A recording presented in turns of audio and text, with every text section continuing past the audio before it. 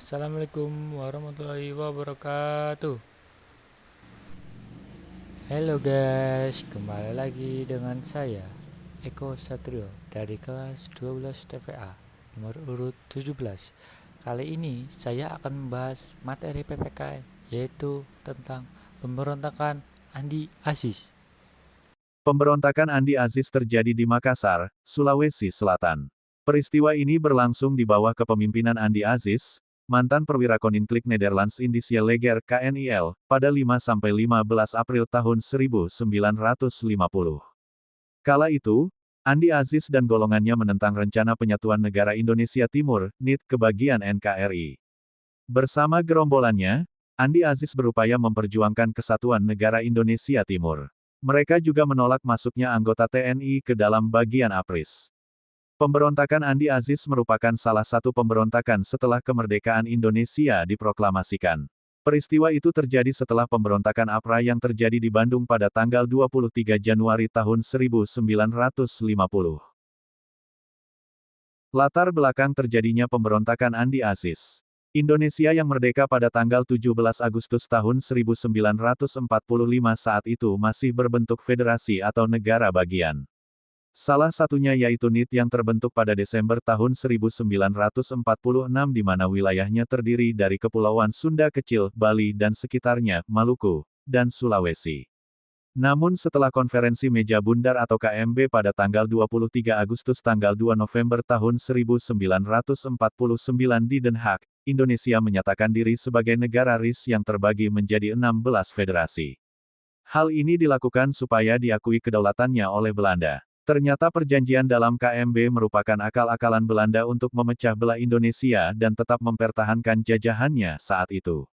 Keputusan KMB tidak bertahan lama dan golongan unitaris mengajukan Negara Kesatuan Republik Indonesia, NKRI, sehingga wilayah-wilayah termasuk NIT melebur di dalamnya.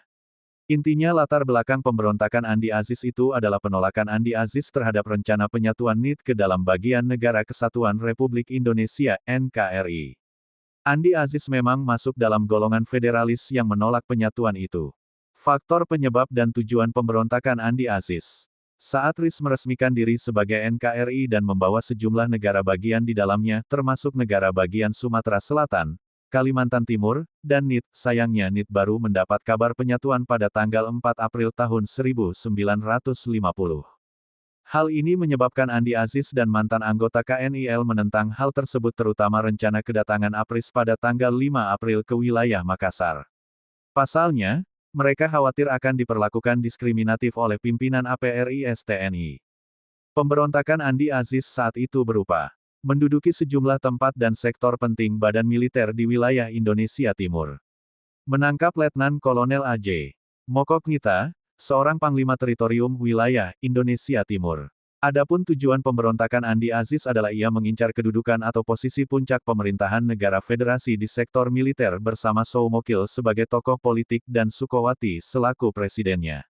Dampak pemberontakan Andi Aziz. Pemerintah menindak tegas pemberontakan dengan mengirim pasukan di bawah pimpinan Kolonel Alex Kawilarang.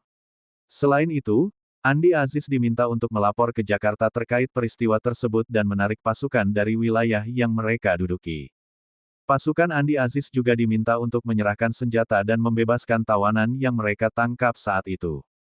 Beberapa tuntutan tersebut harus dipenuhi sebelum 4x24 HAM.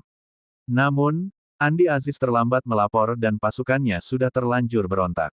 Dari Makassar, ia berangkat ke Jakarta dan langsung ditangkap. Andi Aziz pun mengakui terkait aksi yang dilakukan lahir dari rasa ketidakpuasan terhadap APRIS. Sementara pasukan pemberontakan Andi Aziz akhirnya berhasil diatasi oleh tentara Indonesia yang dipimpin Kolonel Kawilarang.